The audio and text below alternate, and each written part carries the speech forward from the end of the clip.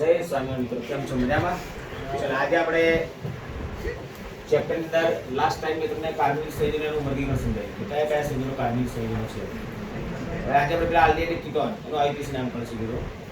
ચાલો aldehyde carbon સાથે oxygen double બોન્ડથી જોડાયેલો છે કાર્બનિક સમૂહ છે, જેમાં એક હાઇડ્રોકાર્બન R અને એક હાઇડ્રોજન, તો આપણે એને આલ્ડિહાઇડ સંયોજન કહેવાય છે. માર્ગ પર લખી શકાય છે RCHO, R ડબલ લખી શકાય છે. પણ જ્યારે CHO લખવામાં ત્યારે તમારે ધ્યાનમાં રાખવાનું કે કાર્બન સાથે ઓક્સિજન દ્વિબંધ જોડાયેલો છે, સમજી લેવાનું. આ મેં તમને ટૂંકમાં લખ્યું અને આ કમ્પ્લીટ બંધારણ બતાવ્યું છે. આલ્ડિહાઇડ છે એમાં પ્રત્યય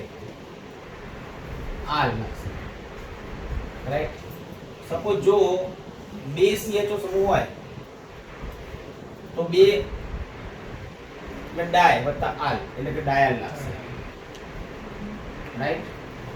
પણ હવે આ નો તમારા માટે અગત્યની છે, કારણ કે ચક્રીય સંયોજનો પર ચક્રીય સંયોજનો જો આલ્ડિહાઇડ અને કાર્બોક્સિલિક એસિડ છે ને એની સેમ જ છે, એમાં કોઈ ફેરફાર છે નહીં. ચક્રીય સંયોજનો ચક્રીયમાં એરિથમેટિક પણ હોઈ શકે, એરોમેટિક પણ હોઈ શકે. ચક્રીયમાં એરિથમેટિક કયા તો કે સાયક્લોપ્રોપેન, સાયક્લોબ્યુટેન, સાયક્લોપેન્ટેન, સાયક્લોહેક્સેન એ એરિથમેટિક છે, ચક્રીય છે. જ્યારે એરોમેટિકમાં બેન્ઝીન મળે વાળા. ઓકે, તો ચક્રીય સંયોજનો અથવા બે થી વધુ CHO સમૂહ ધરાવતા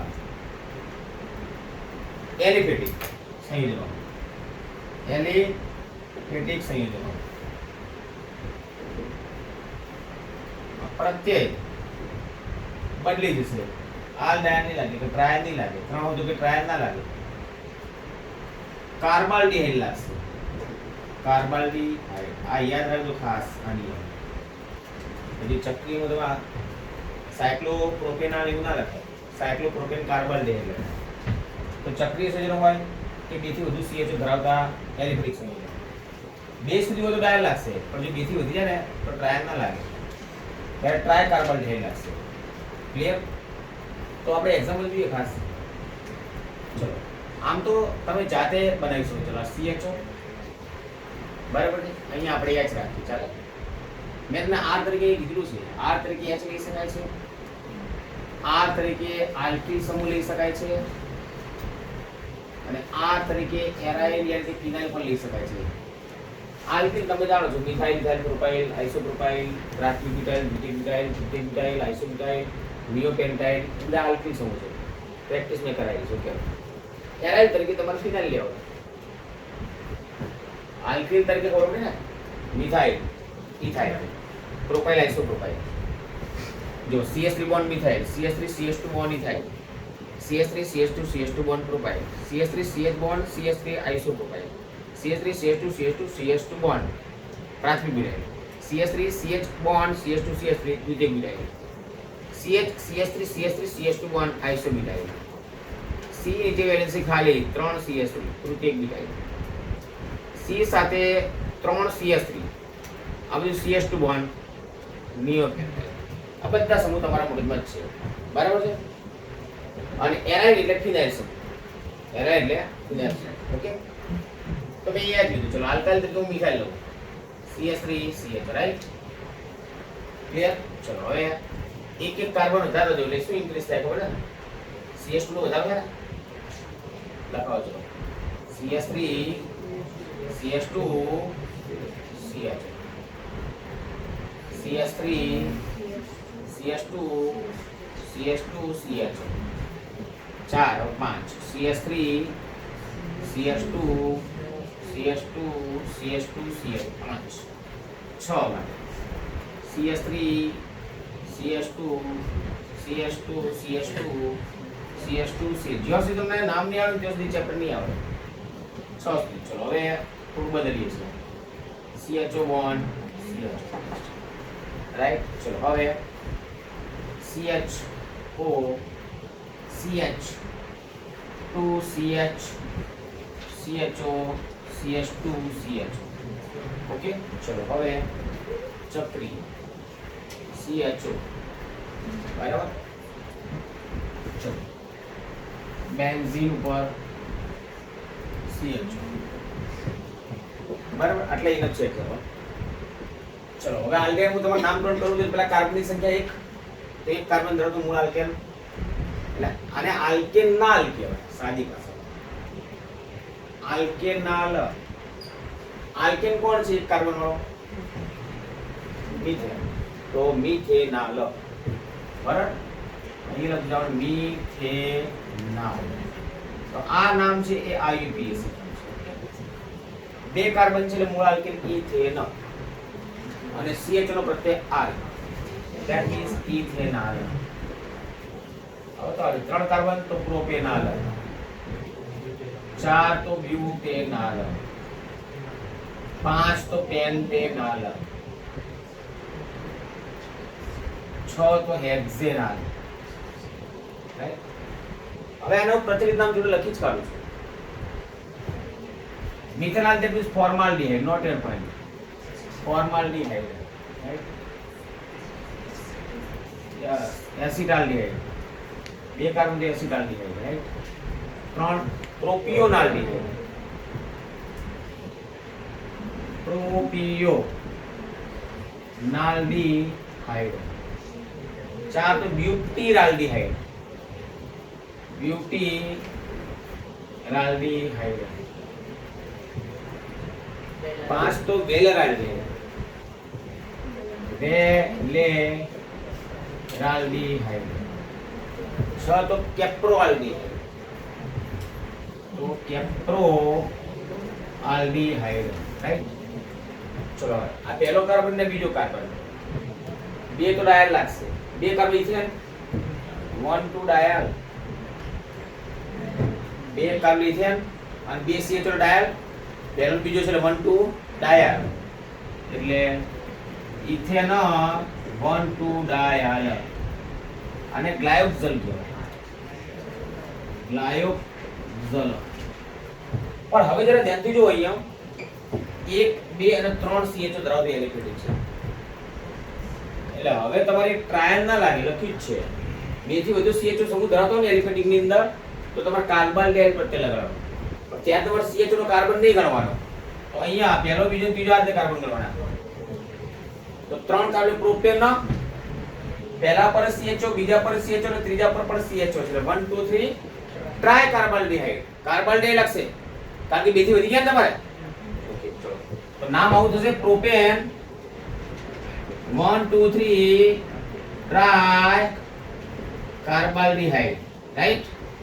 ચલો આ સાયક્લોપ્રોપેન છે, ચક્રીય છે. ચક્રીયમાં કાર્બાલ્ડિહાઇડ લાગશે, સાયક્લોપ્રોપેન કાર્બાલ્ડિહાઇડ. સાયક્લો પ્રોપેન કાર્બાલ્ડિહાઇડ. બેન્ઝીન કાર્બાલ્ડિહાઇડ, કારણ કે બેન્ઝીન ચક્રીય છે, ચક્રીય માટે તમારે કાર્બાલ્ડિહાઇડ IUPAC નામ આવું થશે, બેન્ઝીન કાર્બાલ્ડિહાઇડ.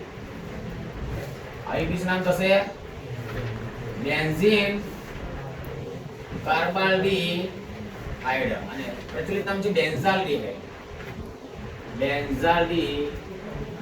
કમ્પ્લીટ ચાલે આવી ગયો, ક્લિયર કટ. તો આપણે નિયમ તમારે ખાસ હવે આના આ જ નિયમો કાર્બોક્સિલિક એસિડ લાગુ પડશે.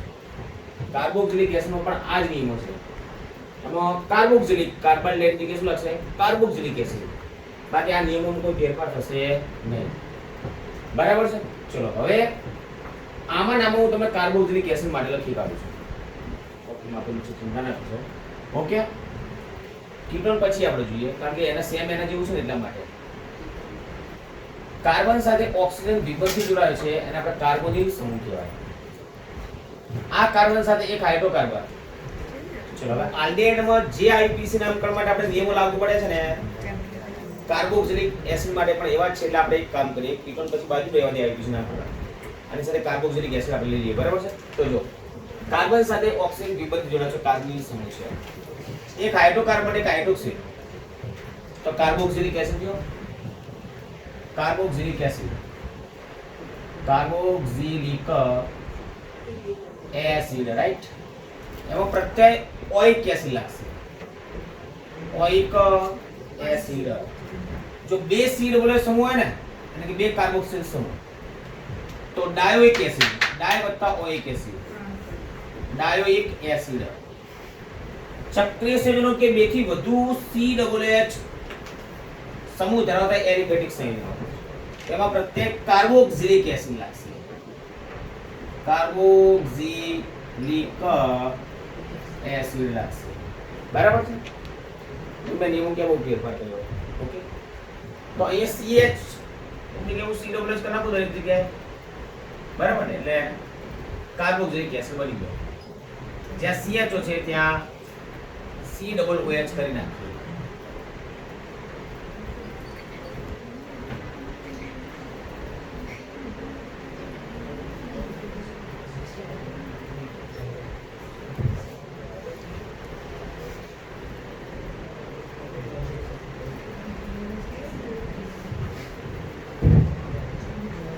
CH ત્યાં COOH કરી નાખ્યું, ઓકે? ચલો આ એક નામ કરો. એક કાર્બન છે મૂળ આલ્કેન મીથેન અને COOH છે એટલે પ્રત્યય oic acid, methanoic acid, methanoic acid. ચલો હવે બે કાર્બન તો ઇથેનોઇક એસિડ,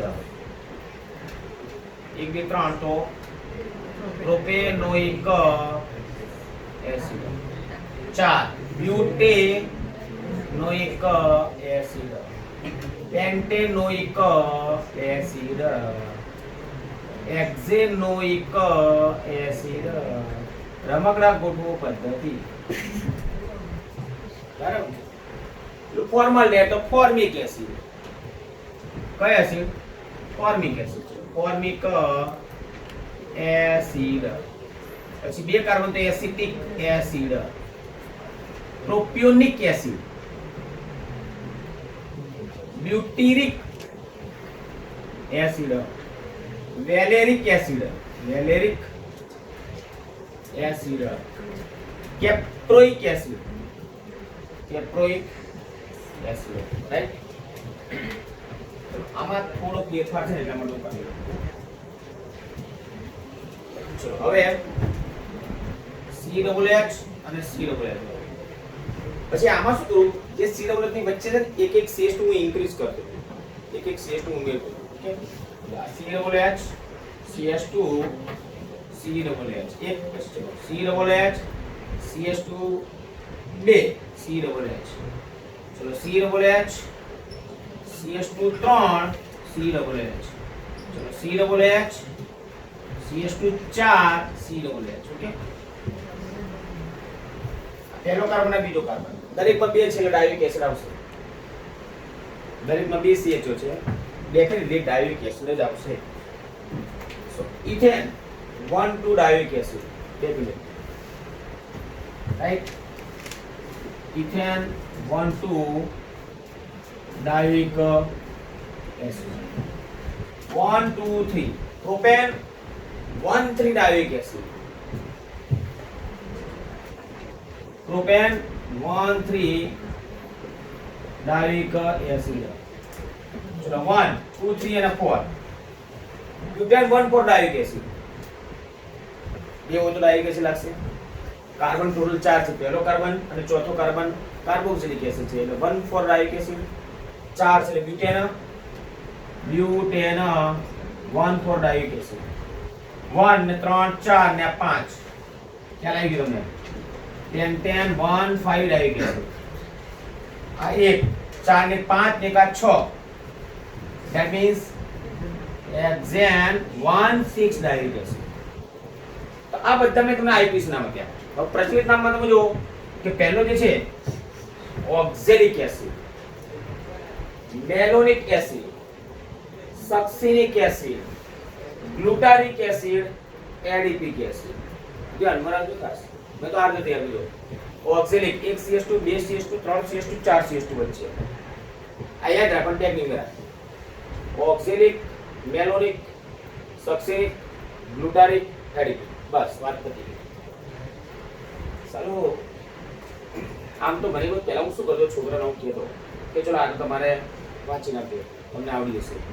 પણ વાંચવાના મારે 1-2% છોકરા હોય. જે છોકરી 100 માર્ક્સ આવે ને તૈયાર કરી દઉં અને આ બધી પૂછો હતો કે આમાં એડિપિક એસિડ કોણ છે કે સક્સિનિક એસિડ કોણ છે, આવો પ્રશ્ન પૂછાઈ ગયો એમસીક્યુ. થોડો માર્ક્સ પણ એ વાંચી ગઈ મને બી કરી જોતા કે આ વાત છોકરી લખ્યા વગર આપણે લોચવાની છે અને હમણાં આવશે પણ એ 100 લાગે એને મને ગીમર સર તમે કીધું મેચ કમ્પ્લીટ તૈયાર કરી દીધું પણ મને બધું નહીં પૂછાય પણ પૂછે કે મારે તૈયાર કરીને ગતિલાને ફાયદો થઈ ગયો ઓકે તો જો ઓક્ઝેલિક એસિડ વચ્ચે એક CS2 તો મેલોનિક એસિડ બે CS2 તો સક્સિનિક એસિડ 3 CS2 તો ગ્લુટારિક એસિડ વચ્ચે 4 CS2 તો 6 કાર્બન એટલે એડિપિક એસિડ રાઈટ હવે આપણે જોઈએ ચક્રીય એસિડ ઓકે ચક્રીયમાં બધું આપણે એક એલિમેન્ટમાં આવું જોઈએ ચલો COH પછી CH2 CH COH CS2 COH ચલો કેટલા COH છે 3 હોય તો પછી કાર્બન ને લાગશે તો તમારે COH નો કાર્બન ગણવો નહીં તો આ 1 2 3 પ્રોપેન 1 2 3 1 ઉપર છે 2 ઉપર છે 3 ઉપર 1 2 3 tri carboxylic acid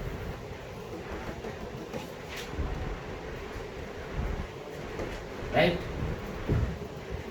propane 1 2 3 tri carboxylic acid ચક્રીય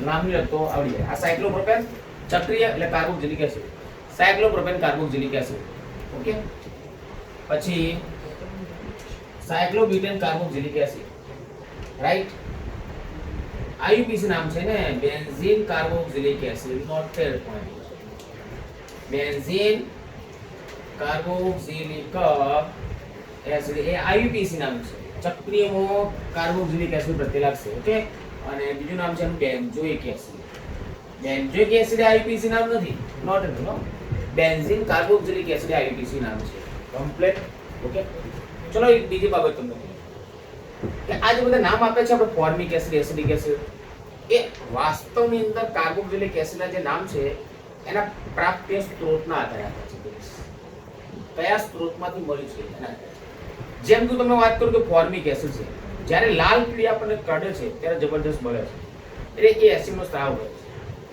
તો એ એસિડ મિથેનોઇક એસિડ છે પણ એટલે ફોર્મિક એસિડ કેમ કીધું તો કે કીડી કરી કીડી લાલ કીડી માટે ગ્રીક શબ્દ છે ફોર્માઇકા એના પરથી નામ પડ્યું ફોર્મિક એસિડ પછી એસિડિક એસિડ મતલબ વિનેગર કહેવાય અને વિનેગર માટે ગ્રીક શબ્દ છે એસિટમ માટે નામ પડ્યું acidic acid third point બ્યુટેરિક acid કેમ નામ પડ્યું ખૂબ જ ખરાબ અવાજ ધરાવતા માખણમાંથી બ્યુટેરિક એસિડ મળે અને એના માટે શબ્દ છે બ્યુટીનમ એટલે નામ પડ્યું બ્યુટેરિક એસિડ કેપ્રોઇક એસિડ વિશે તમારા ટેક્સ્ટમાં લખ્યું હું કહી દઉં કેપ્રોઇક એસિડ કરીને બકરીમાંથી મળી આવે છે અને બકરી માટે ગ્રીક શબ્દ છે કેપર અને એના પરથી નામ પડ્યું કેપ્રોઇક એસિડ એટલે કે આ જે બધા પ્રચલિત નામ આપે છે એ એમના પ્રાપ્ય સ્ત્રોતના આધારે આપેલા છે કમ્પ્લીટ ઓકે તો આલ્ડીહાઇડ અને કાર્બોક્સિલિક એસિડનું IUPAC નામ પણ પૂરું થયું હવે આપણે કીટોનનું જોઈએ